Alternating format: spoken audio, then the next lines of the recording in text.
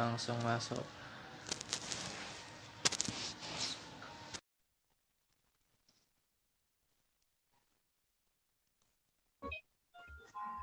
Halo, Assalamualaikum Kak. Halo, Waalaikumsalam warahmatullahi wabarakatuh.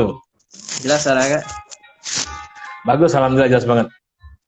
Langsung. Sip, sip. Kita langsung mulai aja nggak apa-apa ya Kak? Boleh. Oke, Bismillahirrahmanirrahim. Assalamualaikum warahmatullahi wabarakatuh.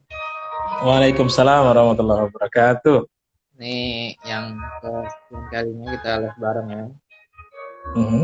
dengan Legi Club, bahas sharing-sharing seputar ya dunia bisnis, dunia intermarketing dan lain-lain. Nah, Mhm. hari ini tuh kita kehadiran tamu spesial ya. Oh, terima kasih.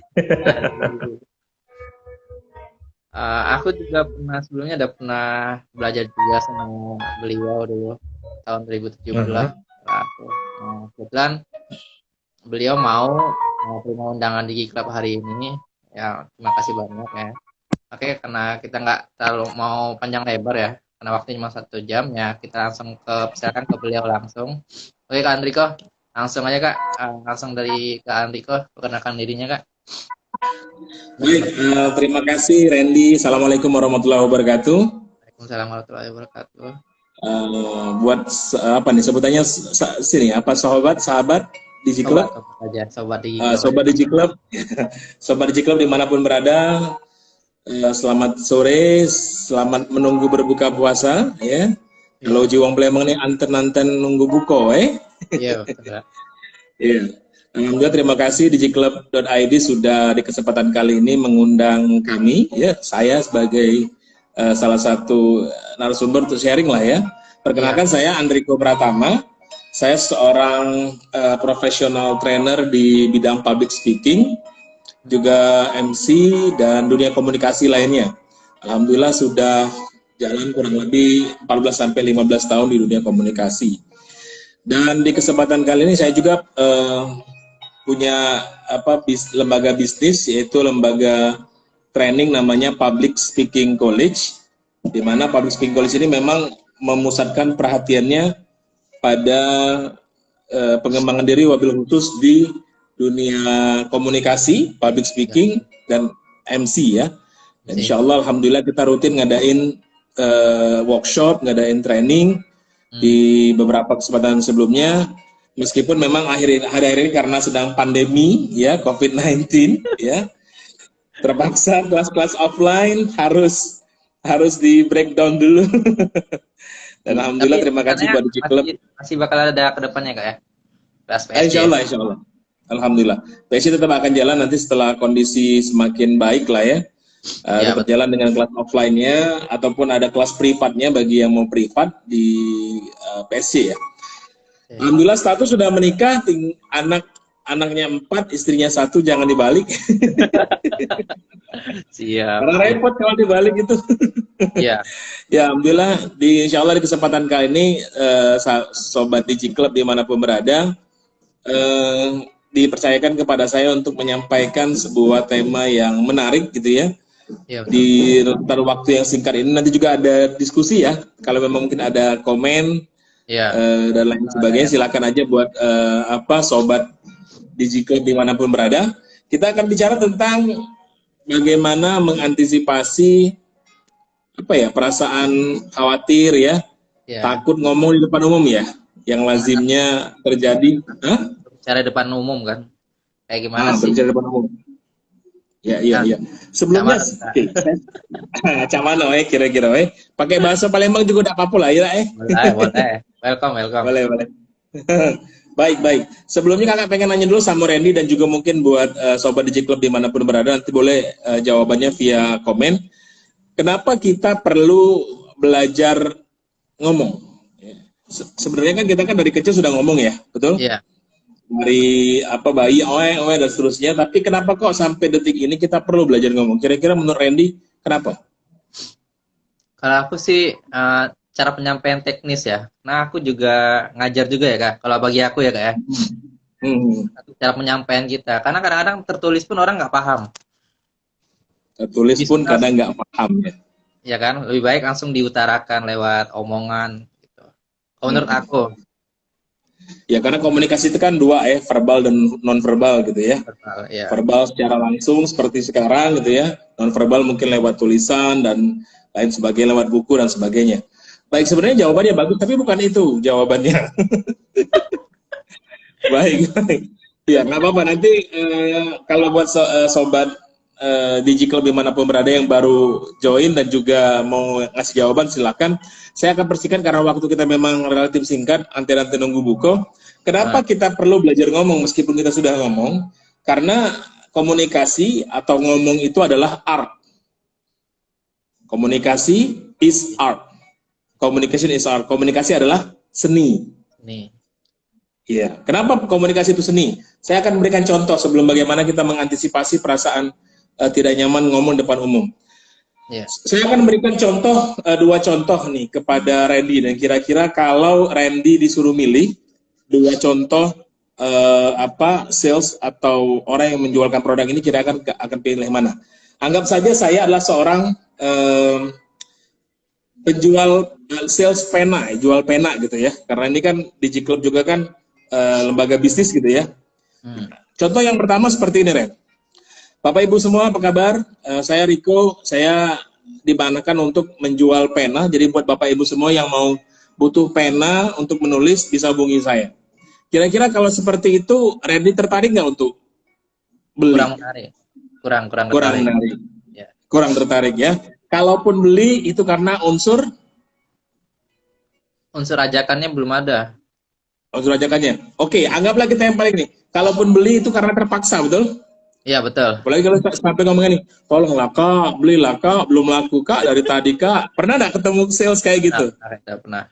Nah, betul. Nah, itu yang pertama. Nah, bagaimana dengan yang kedua? Mari kita lihat. Bapak Ibu semua apa kabarnya?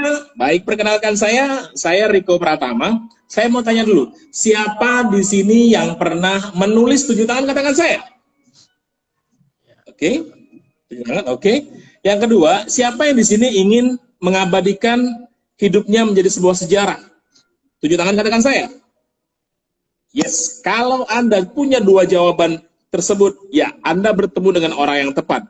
Anda perlu bertemu saya, seorang konsultan di bidang menulis, dan saya bisa memfasilitasi Anda dengan sebuah tool sederhana yang akan membuat lembaran kehidupan Anda menjadi sejarah yang monumental.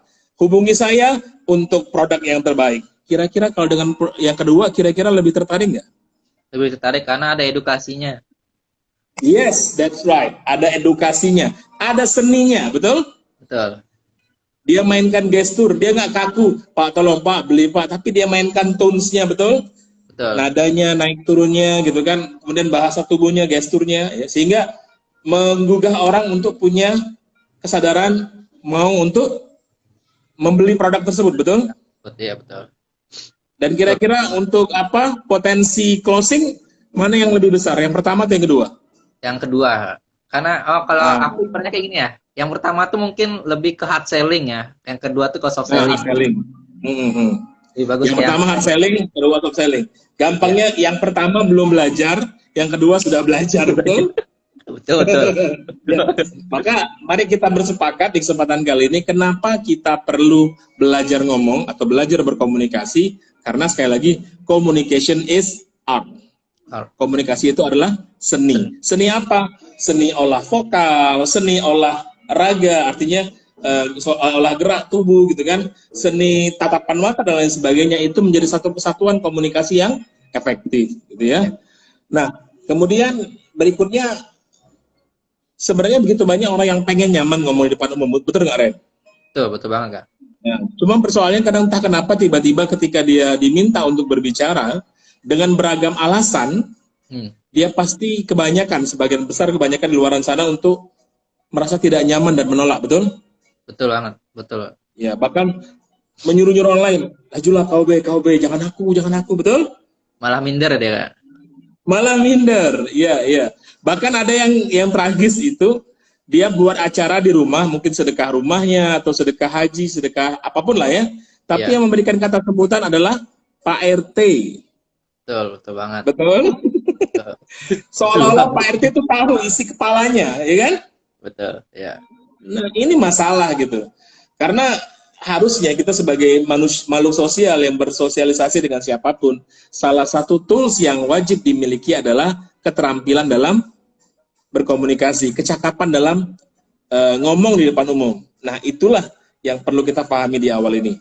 Nah, ini saya mau kasih sebuah data dulu sebelum kita masuk tema utama. Tahun 2010 ya, People's Almanac Book, salah satu LSM besar di Amerika, mengadakan survei. Ini memang sudah 10 tahun yang lalu, tapi faktanya semakin ke sini semakin relevan dengan kondisi saat ini. Apa itu? Mereka mengadakan survei, mengirimkan angket kepada 3.000 responden. Dan kemudian mereka bertanya, kira-kira hal apa yang paling Anda takutkan dalam hidup ini?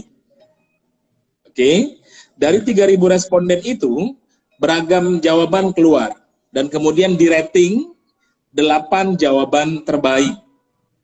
Ya. Ada yang menjawab mereka takut dengan takut dengan air, ya, karena nggak bisa berenang. Ada takut kelelep gitu ya, ada. Kemudian ada yang takut. Salah satunya aku itu. Oh ini gitu ya. Nah, ini bahaya ini. Ini harus punya pasangan yang bisa berenang ini. Alhamdulillah Kak, istri bisa berenang. Nah, mantep. Karena jangan sampai nanti ada tragedi gitu ya. Pas jalan-jalan ke pulau tertentu gitu ya, yang menggunakan akses darat atau akses laut ataupun udara. Nauzubillahi min dzalik, terjadi hal yang tidak diinginkan, kita jadi beban orang lain gitu ya. Nah, minimal pasangan kita bisa membackup, betul ya? Ada yang takut seperti itu 19%. Ada juga yang takut dengan takut kematian. Ya, takut kematian. Orang-orang sana takut mati karena bagi mereka when they are die, ketika mereka mati, it's end of the world. Ini adalah akhir dari dunia. Dan itu ada sekitar 19%-an juga. Kira-kira Reni termasuk orang yang takut mati? Mungkin salah satunya mungkin ya. Saya akan balik sebagai sekali kan ibaratnya. Betul, hidup cuma sekali. Tapi akan saya rubah. Apakah benar kita takut kematian atau jangan-jangan kita takut setelah mati? Masih gimana Kak? Oke, saya ulangi. Kalau orang-orang barat ya, yang mereka dengan latar belakang keagamaan yang berbeda, bahkan banyak yang anti agama atau anti Tuhan, mereka menganggap habis kehidupan dunia selesai gitu kan. Makanya mereka takut mati. Sementara kita bagi seorang muslim gitu ya, yang muslim, kita mengetahui ada kehidupan setelah kematian kita, betul? Betul. Nah, saya akan tanya sama Randy. Randy takut mati atau takut setelah mati? Takut setelah mati mungkin. Nah, kenapa takut setelah mati? Karena takut amalnya nggak cukup.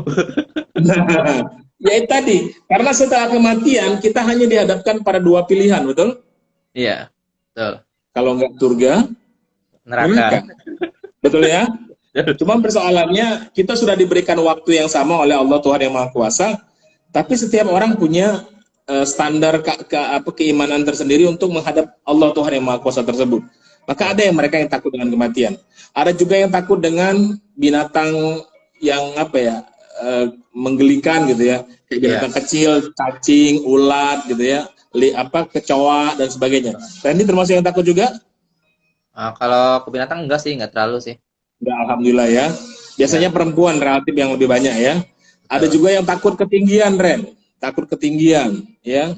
Ini termasuk saya dulu sekitar 12-13 tahun yang lalu termasuk orang yang takut ketinggian. Yang kalau jalan di sebuah gedung berlantai 5, di atas lantai 5 itu kalau saya harus naik tangga, saya harus jalannya satu-satu. Itu saya alami dulu.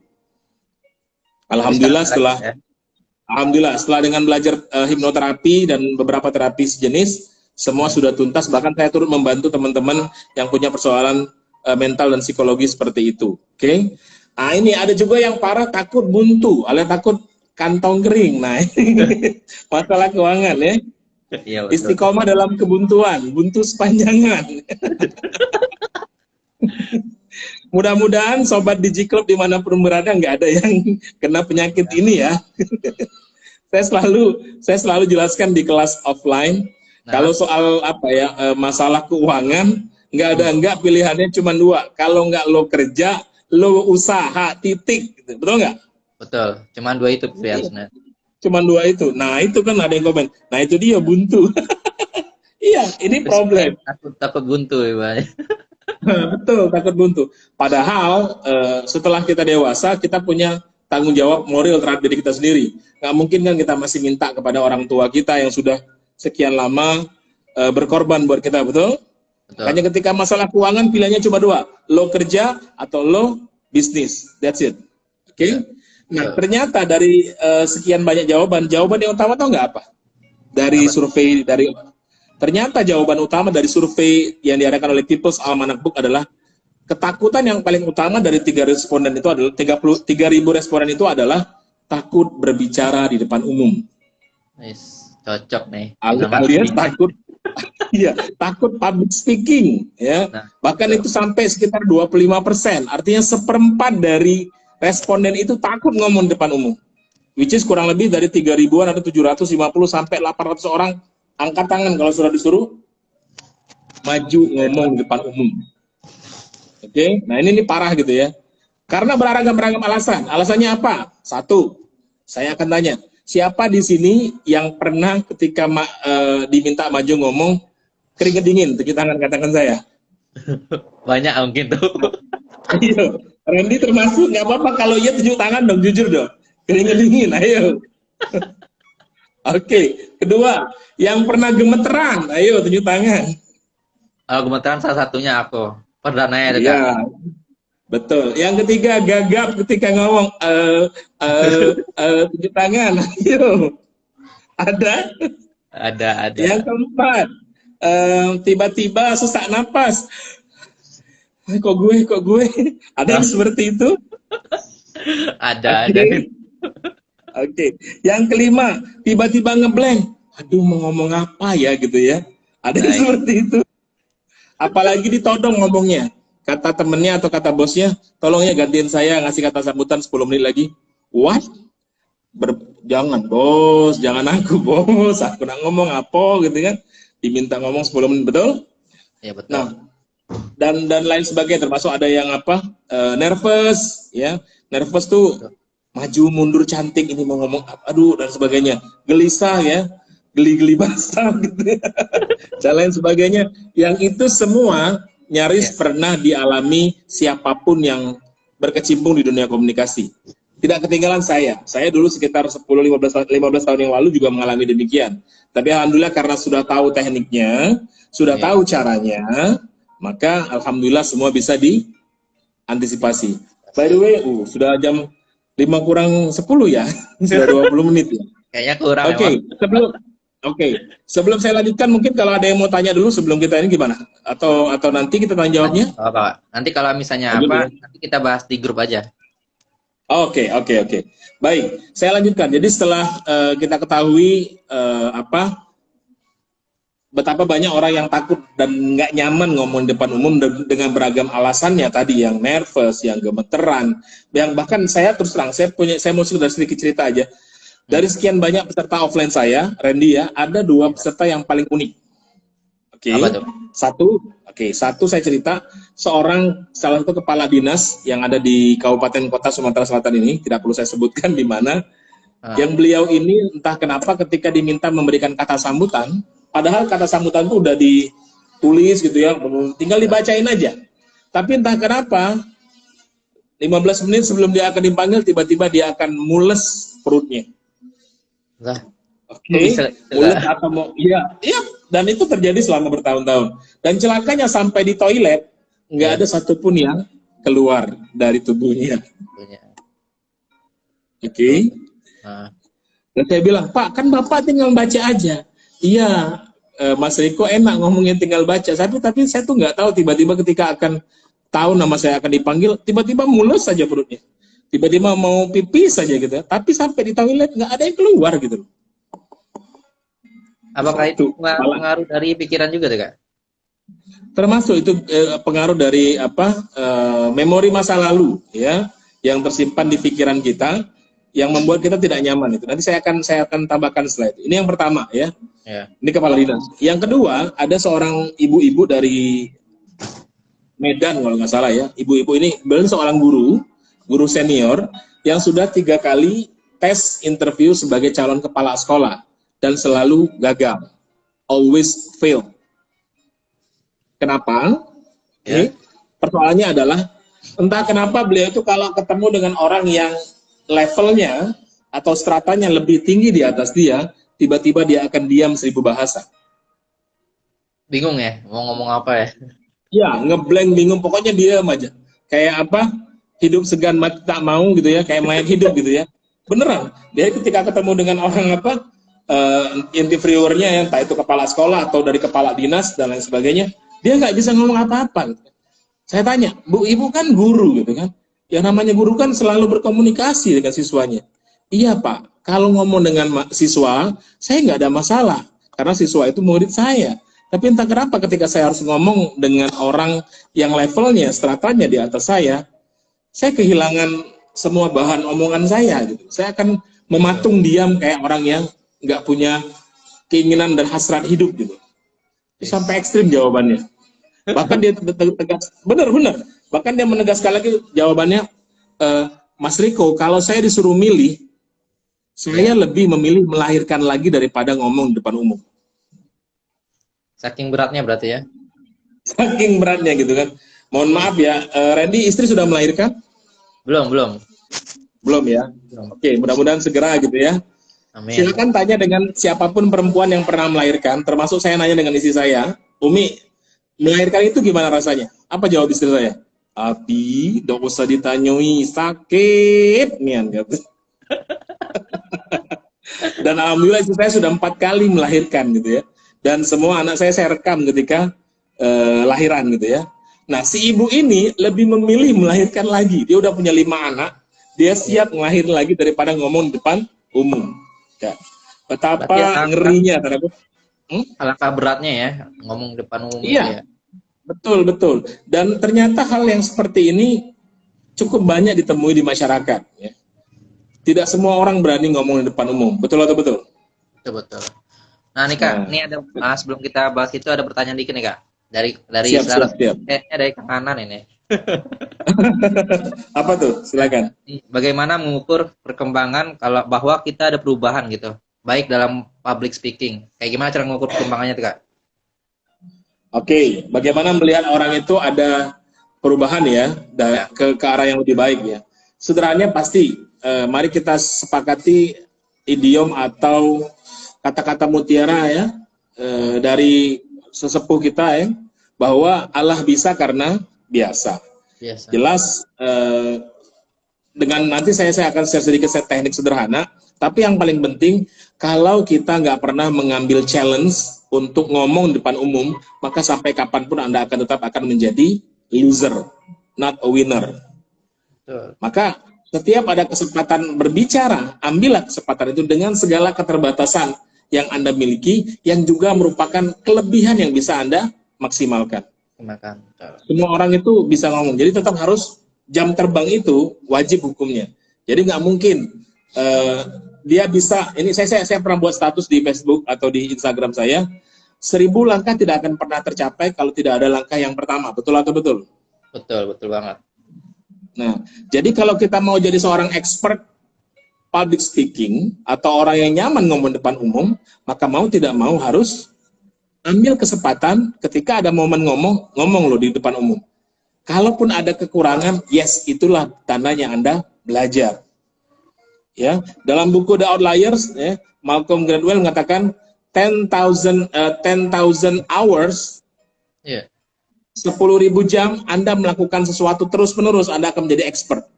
Jadi mau nggak mau, saya alhamdulillah kalau di rentang 15 tahun udah lebih dari 10.000 jam untuk ngomong di depan umum. Jadi udah sangat-sangat nyaman sekali. Bahkan kadang persiapannya hanya 5-10 menit sebelumnya pun saya alhamdulillah sudah nyaman karena tahu tekniknya. Dan materi itu atau konten itu semua sudah di kepala saya gitu loh. Sehingga ya PowerPoint atau tools itu hanya sebatas pembantu saja gitu. Jadi yang pertama harus diambil kesempatannya. Jangan takut ya, justru ketika takut itulah harus dilawan. Itu ya. Kemudian yang kedua, nah ini nanti ada teknik sederhana bagaimana mensiasati dengan mudah kita nyaman ngomong di depan umum. Gimana? Mau kita lanjut dulu atau mau jawab dulu? Respon atau apa ya, Kak ya? Boleh. Apa nih? Kalau dahulu kalau tadi nggak ada masalah pas ngomong di depan. Dulunya nggak ada masalah pas ngomong di depan umum. Tapi beberapa tahun ini kalau ngomong di depan umum itu bahkan di depan kamera kayak gini mungkin ya suka belibet atau agak salah kosakatanya gitu. Kenapa tuh Om? Kenapa tuh Kak? Oke, belibet ngomong di depan umum, yes. Itu pun terjadi dengan siapapun orang yang ngomong di depan umum. Jadi orang-orang yang jago, siapa disebutin? Kira-kira menurut Randy, orang-orang yang jago ngomong, katakan ya, yang Randy tahu original, coba sebutin siapa aja? Biasanya Yang yang jago. tahu aku Kang Dewa mungkin. Kang Dewa, Kang Dewa. Oke, terus? Kang Randy. Ada lagi Christina Lee. Kalau aku ya. Oke. Nggak apa-apa. Kita gunakan resource-nya dari Randy gitu kan? Kalau dari aku orang teknis Albert Leonardo, Kang Hakim. Nah itu semuanya menurut aku bagus lah gitu. Oke. Pernah nggak mereka belibet ngomongnya? Pernah sih sekali. Pasti. Nah, bahkan yang sudah expert pun masih memungkinkan terjadi yang namanya slip of tongue, ya, keseleo lidah atau kebilet lidah, gitu ya. Tapi seorang expert dia tahu gimana caranya ketika dia keseleo lidahnya, dia tahu mensiasatinya karena sudah biasa. Jadi ada juga teknik sederhana gimana caranya untuk kita tidak sampai terjadi slip of tongue. Kita gunakan yang namanya senam mulut. Ada beberapa gerakan sederhana yang wajib dilakukan untuk menghindari atau meminimalisir supaya jangan sampai terjadi slip of tongue. Oke? Ada beberapa gerakan. Yang pertama, mungkin boleh diikuti ya, Randy ya? Iya, betul. Yang pertama gerakan seperti muka singa namanya. Kenapa singa? Singa ternyata adalah hewan yang paling bagus tone dan juga mimik wajahnya. Setelah diriset oleh para ahli, singa ini kalau dia ngomong, dia paling berwibawa, makanya wajar dia menjadi raja hutan. Betul. Ya, betul nggak? Ya, makanya ketika dia mengaum, itu suaranya sangat powerful, kemudian juga sangat wise, bijak, dan menakutkan juga. Ada sisi menakutkannya kepada rakyatnya gitu ya, yang penunggu hutan gitu ya. Dan dia ketika dia ngomong, seni vokalnya sangat terbentuk. Contoh, dia artikulasi sangat jelas, ya, mulutnya dibuka gitu, nggak ngomong itu nggak bisa. Jadi untuk orang-orang yang nggak mau belibet, buka mulut, coba, coba deh. Nah itu masih tanggung, buka, beneran ini. Nah, ini gerakan ini kalau di kelas offline saya akan lakukan selama beberapa kali. Sampai area di sekitar rahang dan mulut ini terbiasa dan berolahraga secara ringan. Ya, jadi pertama buka mulut itu yang pertama, muka singa. Yang kedua, gerakan melipat lidah ke atas langit-langit mulut. Oke? Good. Itu yang kedua. Sekarang yang ketiga kebalikannya, melipat lidah ke bawah mulut. Oke, sekarang lipat lagi ke atas. Ke bawah lagi. Oke, yang keempat ke samping kanan kiri.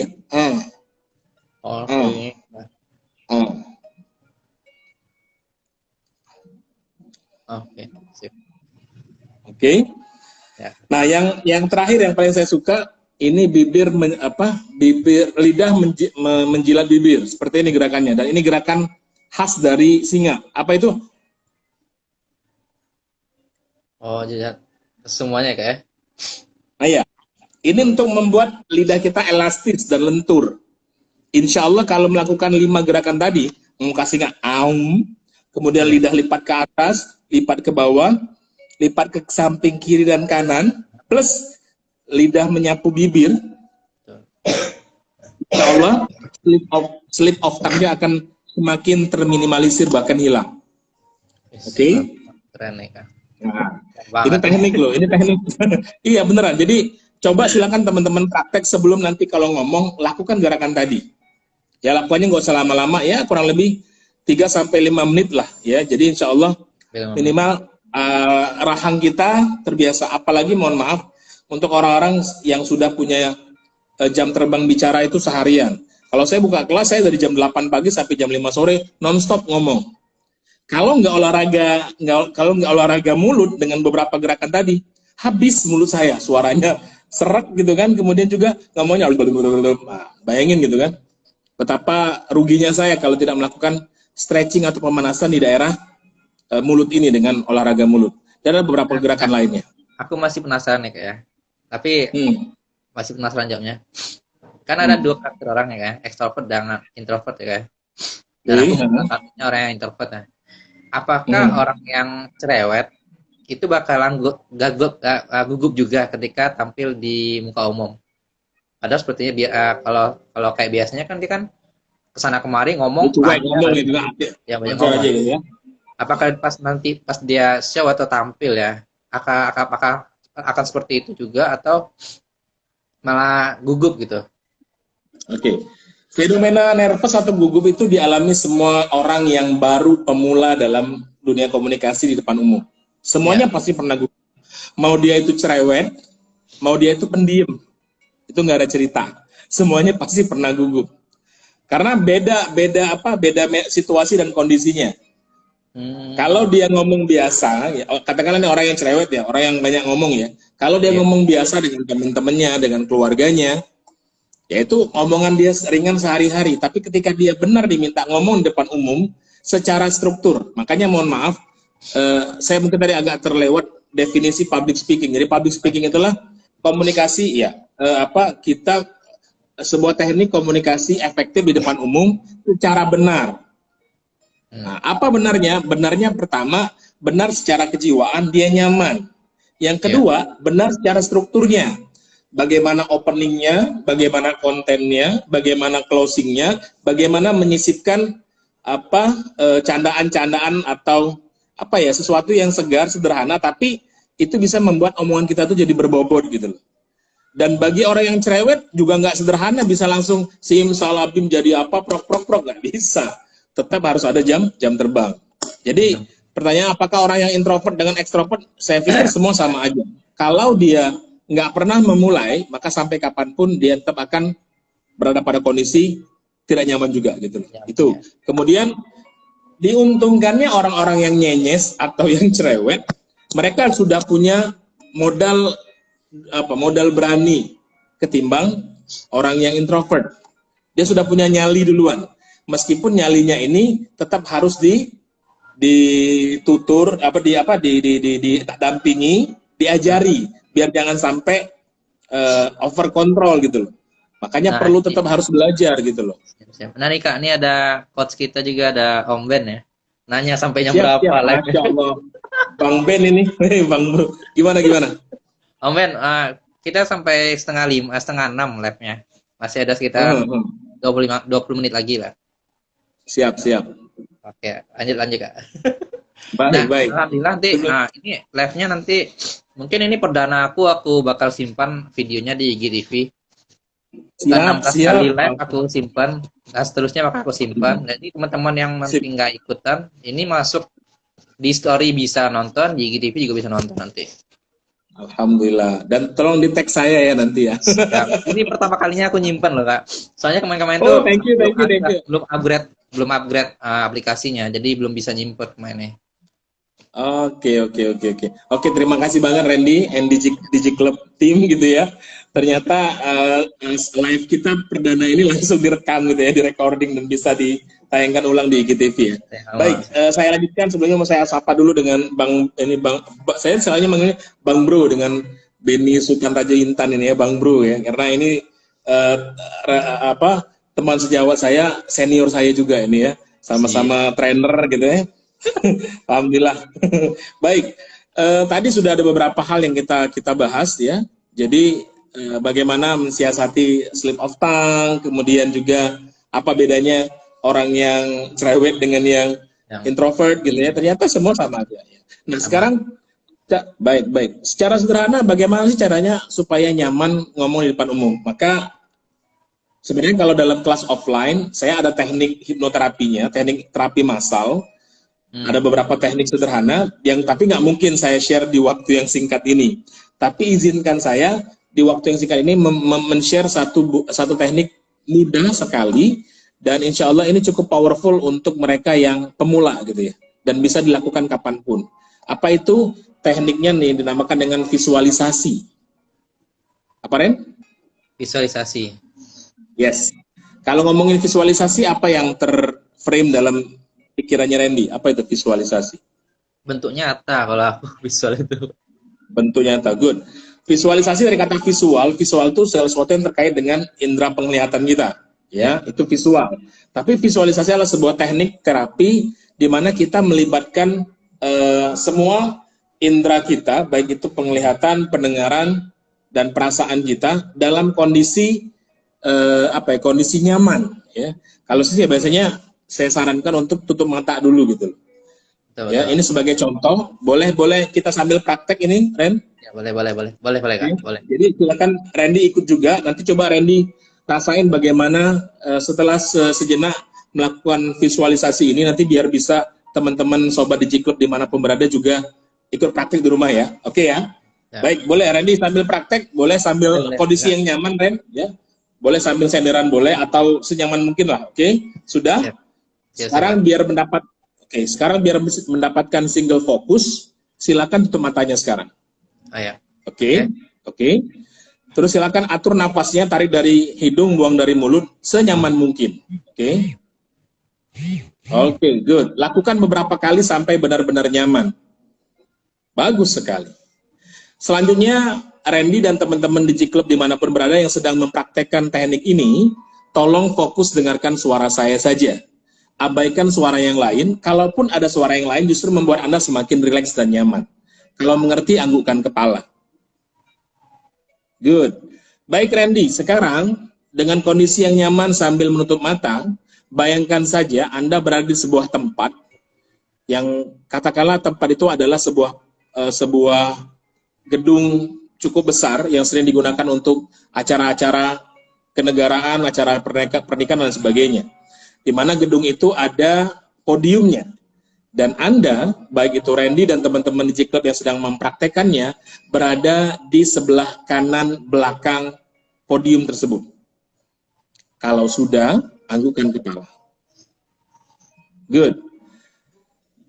Sambil dengan nyaman duduk di kursi yang sudah disiapkan oleh penyelenggara, dari tempat duduk Anda, di seberang sana Anda bisa melihat ada pintu masuk ke ruang tersebut, ke gedung tersebut. Dan perlahan-lahan gedung itu terisi oleh audiens yang datang, satu persatu, dari berbagai kalangan, baik laki-laki perempuan, baik yang tua maupun muda. Dan Anda bisa melihat dengan sangat nyaman di pikiran bawah sadar Anda. Kalau iya, anggukkan kepala. Good, bagus sekali. Bahkan yang datang bukan cuma orang biasa. Beberapa tokoh-tokoh penting, baik di kota ataupun di level yang lebih tinggi, hadir juga di kesempatan kali itu. Dan bukan cuma itu saja, orang-orang terkasih yang ada di sekitar kita, entah itu pasangan, putra-putri, orang tua juga hadir di kesempatan kali ini dan duduk di barisan paling depan di gedung tersebut. Kalau Anda sudah bisa melihat dengan nyata dalam bayangan Anda, dalam pikiran Anda, anggukkan kepala. Bagus sekali.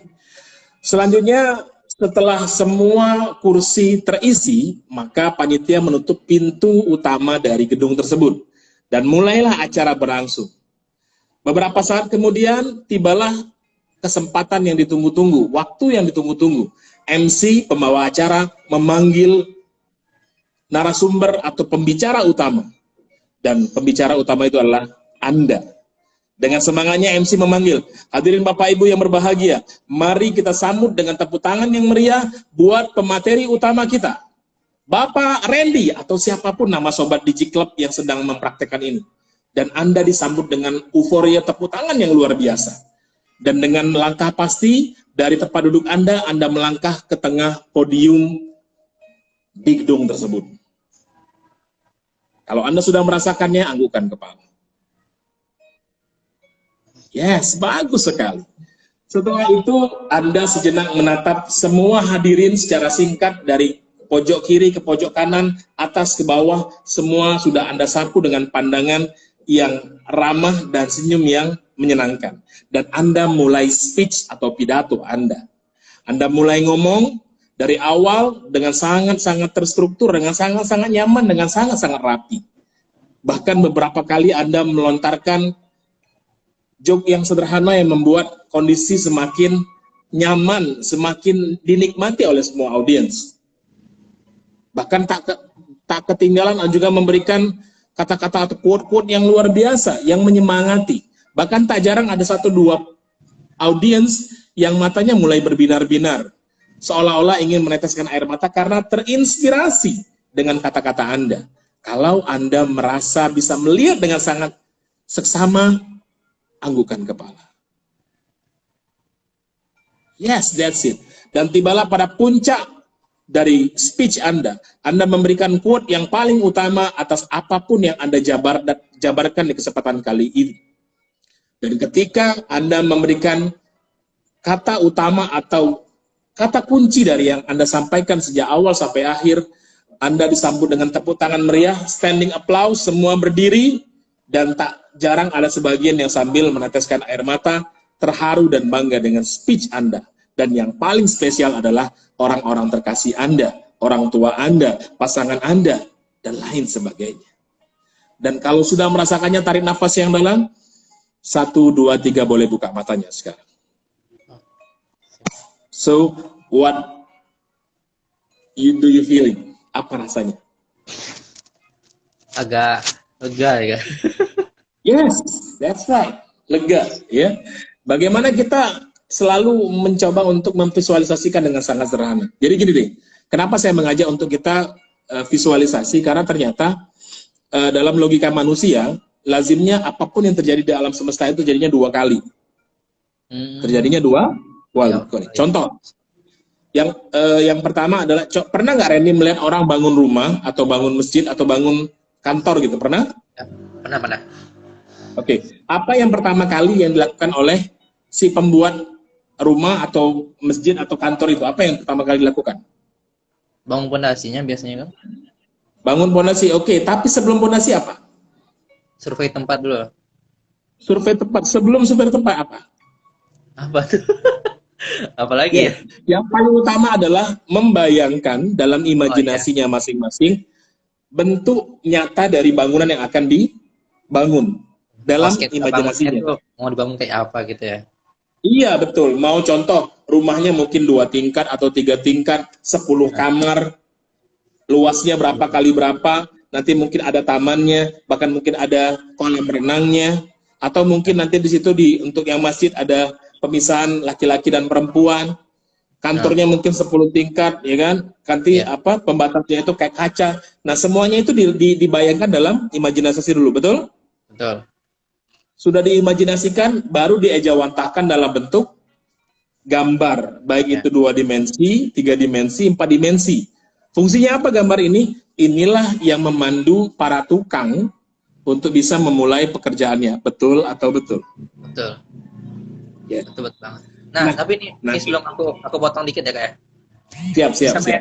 Kayak Kakak omongin tadi, biasanya sebelum aku workshop atau gimana ya, aku udah ngebayangin nih, biasanya aku mau tampil kayak gimana, walaupun beda dikit dari yang udah terjadi ya, tapi aku sering bayangin kayak gitu. Good. Benar banget. Benar. Jadi luar biasanya gini, Randy, ketika kita sudah terlebih dahulu sering memvisualisasikan, membayangkan apa yang akan terjadi ketika kita ngomong, ketika kita speech, ya, maka insya Allah nilai tingkat keberhasilannya itu di atas rata-rata.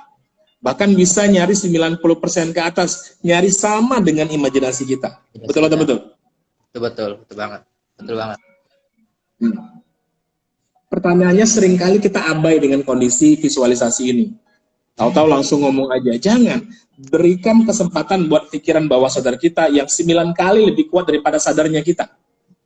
Ya, di mana pikiran bawah sadar ini kalau ibarat laptop atau PC itu seperti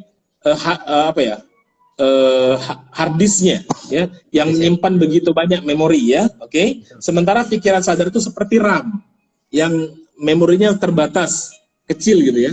Nah, biarkan pikiran bawah sadar kita tuh nyaman dulu, nyaman dengan suasananya, nyaman dengan euforianya, tepuk tangannya, pandangan optimisnya dan lain sebagainya. Biar dia melihat dengan nyata dalam imajinasi, mendengar dengan imajinasi, merasakan juga. Nah, maka tinggal dalam kenyataannya itu akan terjadi seperti itu. Maka ini sejalan dengan hadis Nabi, ya, atau di hadis qudsi kalau nggak salah, Allah itu tergantung prasangka hambanya. Kalau kita berprasangka baik dengan Allah, dengan cara sering memvisualisasikan apa yang kita akan lakukan atau kita mau ngomong, maka Allah akan tinggal mengiyakan saja, mengabulkan saja keinginan kita. Jadi ini jadi dimensinya, ada dimensi spiritual juga yang bisa kita hubungkan dalam konteks komunikasi public speaking itu. Nah, please, ini teknik sederhana, tolong dilakukan terus gitu. Berarti dalam berbisnis pun bisa ya Kak sebenarnya. Dalam kita ya, betul juga. Ataupun betul. Betul. Contoh berbisnis mau negosiasi. Sebelum nego kita tahu kita sudah buat appointment janji dengan klien kita. Maka sebelum ketemu bayangin aja bahwa appointment ini, pertemuan ini, negosiasi ini akan berjalan dengan lancar dan sesuai dengan harapan kita. Goals pasti closing. Bayangin dulu di imajinasi. Nah, insya Allah pikiran bawah sadar kita akan mencari caranya bagaimana sadarnya akan sama seperti yang kita visualisasikan. Sebagai contoh, mohon maaf, Randy sering nggak ke PS dulu sebelum masa pandemi ini, sebelum masa PSBB atau lockdown ini, sering ke PS? Sering. Oke. Kenapa saya mencontohkan PS? Mohon maaf, dari sekian banyak mall di Kota Palembang, PS adalah salah satu mall yang paling padat, betul? Betul banget. Nah, dan untuk mencari parkiran itu susahnya minta ampun, betul? Betul. Apalagi yang roda 4 mobil, betul? Nggak saya tanya lagi. Nah, jangan ditanya lagi. Kadang udah muter-muter 3-4 kali pun nggak dapat, betul? Betul banget. Saya dan keluarga saya sering ngajak, yuk kita bayangin dulu yuk. Sebelum kita berangkat, jadi sudah di atas mobil, ya, duduk, diem dulu, tutup mata, bayangin nanti kita ke PS, akan ketemu berapa lampu merah. Kan kita tahu nih berapa lampu merah ketemu karena sudah sering kan. Oh, mungkin 3-4 kali dan semuanya dalam keadaan lampunya hijau, alias kita bisa terus jalan tanpa berhenti. Bukan cuma itu, nanti tiba-tiba sudah masuk gerbang PS, tiba-tiba entah kenapa masuknya lancar dan entah kenapa sampai di parkiran seolah-olah itu ada mobil yang keluar pas banget ketika akan kita masuk. Dan percaya nggak percaya, 90% lebih itu kejadian. Itu karena visualisasi. Makanya jangan remehkan kekuatan pikiran Anda gitu. Tapi bagaimana kalau kita contohnya nih, ini contoh simpelnya ya. Ini yang sering yang sering terjadi sama aku ya. Aku kan beberapa kali kan misalnya dapat klien luar kan. Itu aku nebak ini nggak bakal jadi ini nih. Aku yakin karena hal tentu ini. Ada juga yang sebaliknya kayak kemarin yang di Batam kan. Oh, ini pasti jadi nih. Karena aku punya ini. Dan semuanya itu terjadi gak? Yes. Contoh, aku bilang kan, oh ini nggak jadi karena mungkin dia kekurangan budget, nggak mungkin dia dengan budget ini dia sanggup. Beneran terjadi gak? Tapi ada juga kadang-kala aku bilang nggak jadi, tapi tetap jadi. Tetap aja jadi ya. Terjadi. Tapi biasanya tetap aja jadi, biasanya ada aja kendalanya gitu, ada aja masalahnya, betul nggak? Pasti, iya ada aja. Pokoknya inilah itulah. Baik. Saya jawabnya gini, Ren. Kalau sudah ada feeling itu bahasa lain dari pikiran bawah sadar atau alam bawah sadar. Nama lainnya feeling, kata hati, nurani, ya, pokoknya firasat, itu semua nama lain dari pikiran bawah sadar. Yang luar biasa kuat banget ketika apalagi koneksi kita dengan yang Maha Kuasa juga baik. Itu bagus banget. Maka sering-seringlah berkomunikasi dengan diri kita sendiri. Sering ngomongnya dengan istilah self-talk. Kita ngomong dengan diri sendiri. Kita tanya, kira-kira gimana nih? Saya mau mau deal bisnis dengan si Fulan gitu, dengan si A. Nanti dia ngomong, oh ya oke. Kalau dia oke, bismillah ikuti. Tapi kalau sudah ada, jangan nanti gini. Sebaiknya untuk dihindari. Kalaupun masih dipaksakan. Ya itu tadi biasanya sudah deal ada aja masalahnya. Betul? Betul, itu kejadian. Itu real. Kayak ini barusan kayak Iya. tadi malam nih. Aku udah Oke. yakin, insya Allah nih jadi nih, bener nih Kak. Ini nggak bohong. Insya Allah jadi Yes, nih. yes. Padahal aku chatnya jam 12 malam, bayangin lah. Allahu Dia Akbar. jemput, dia balasnya chatnya jam 1. Alhamdulillah, jam 6 pagi tadi bilang, oke Ren, deal. Karena Langsung emang, deal ya. deal. Karena aku bilang, oh ini orang, karena aku mikirnya, ini adalah satu brand yang besar gitu. Jadi, Oke. yang dalam pikiran aku tuh sering lah Kak. Contohnya, ini kita sebelum apa ya Kak? Contoh yang Oke. kecilnya. Ketika almarhum Pak Habibie dulu, pas mau meninggal, itu orang belum ada yang tahu tuh. Mungkin nggak cuman aku sih, beberapa orang. Aku bikin konten tentang motivasi terakhir dari Pak Habibie. Oh, oke. Ketika aku upload sorenya,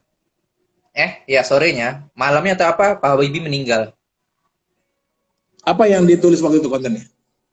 Ada quote emang dari motivasi di Pak Habibie gitu. Jadi sebagai anak muda dan gimana gitulah pokoknya. Oke. Sampai owner yang pemilik brand yang aku bikin itu, kok kamu punya feeling yang tinggi Ren ya? Kalau kakak tahu, itu aku sampai dapat konten itu 10.000 share konten Instagram itu.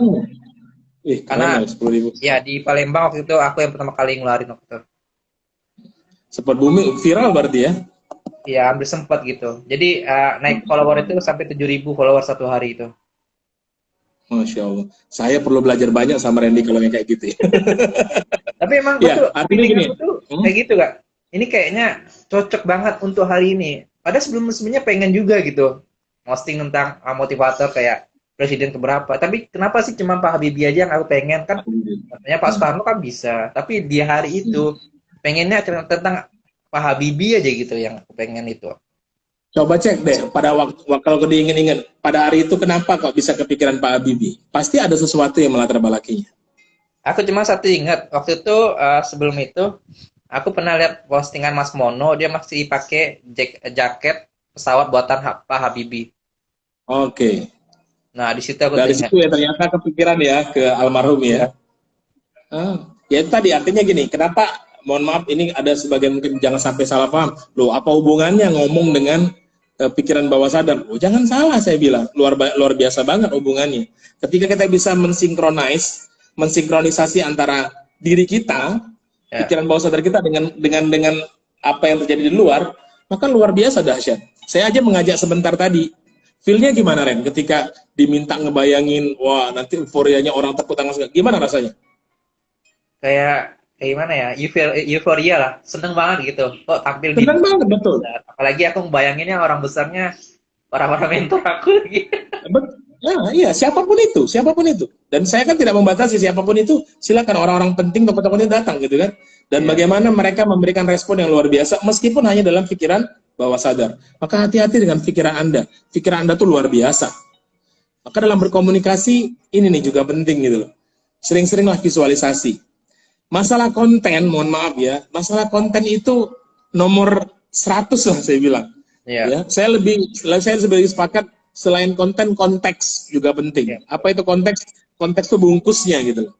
Bagaimana kita mempackaging, mengemas yang akan kita sampaikan. Terkadang mohon maaf, banyak konten-konten sederhana, tapi si pembicaranya itu mampu mengemasnya, mempackagingnya dengan luar biasa. Itu jadi luar biasa loh materi yang sederhana, betul nggak? Betul banget. Dia mainkan intonasinya, dia mainkan gesturnya, dia mainkan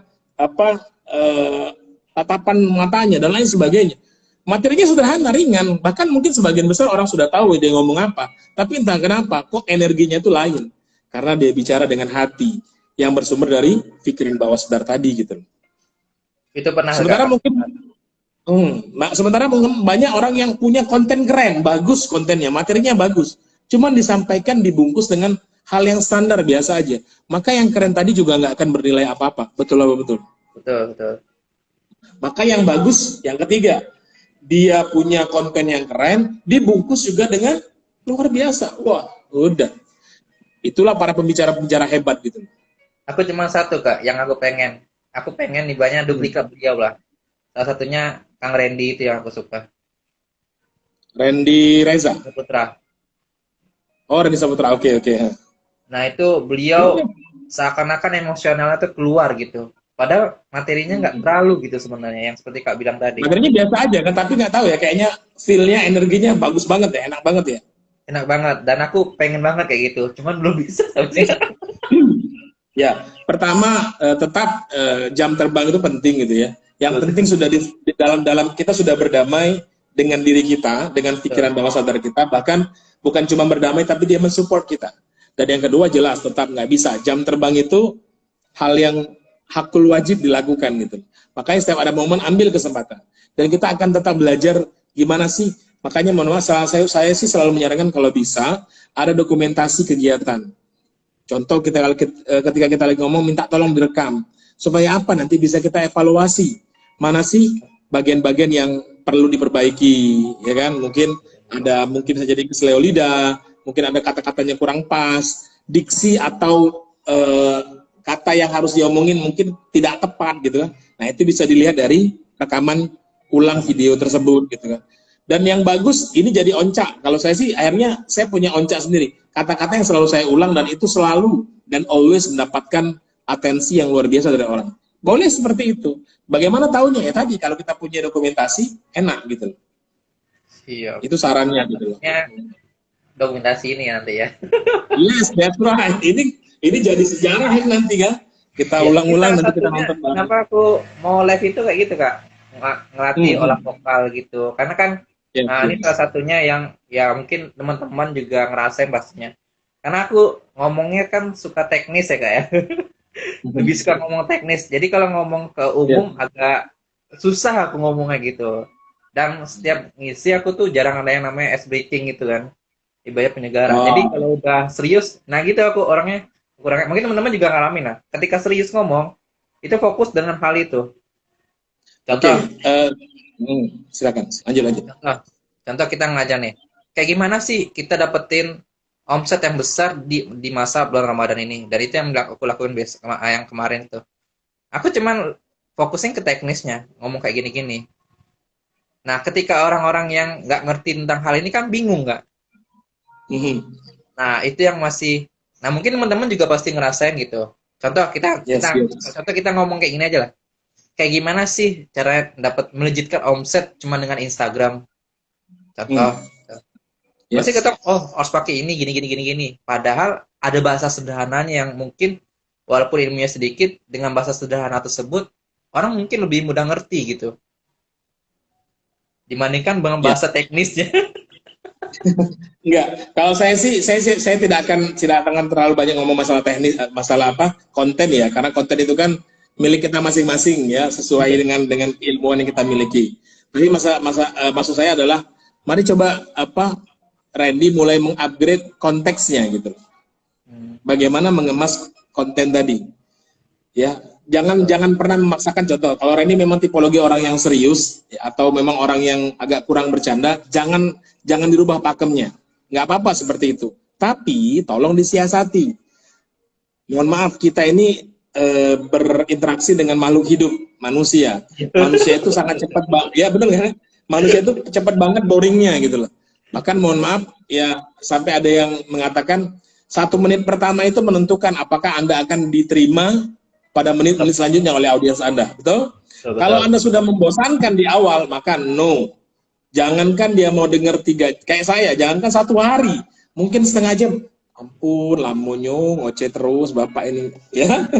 Yeah. Maka upgrade konteksnya, ya bisa dengan ice breaking. Tetap walaupun Randy orangnya yang pakemnya serius atau agak kurang suka bercanda, tapi nggak apa-apa ice breaking. Kalaupun nggak bisa Randy langsung, mungkin minta tolong dengan tim gitu kan. Oke, ajak dulu senam otak kayak gitu kan, atau apalagi ajak sedikit main pantun dan lain sebagainya, tebak-tebakan, hal sederhana yang kadang agak diabaikan oleh sebagian, nggak semuanya. Kalau orang-orang atau trainer profesional biasanya mereka menyisipkan itu gitu. Nah Kak, mungkin ini dengan gerakan-gerakan ini tinggal 10 detik lagi ya Kak ya.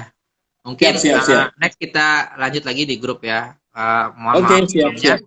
Kita tutup dulu nggak apa-apa ya.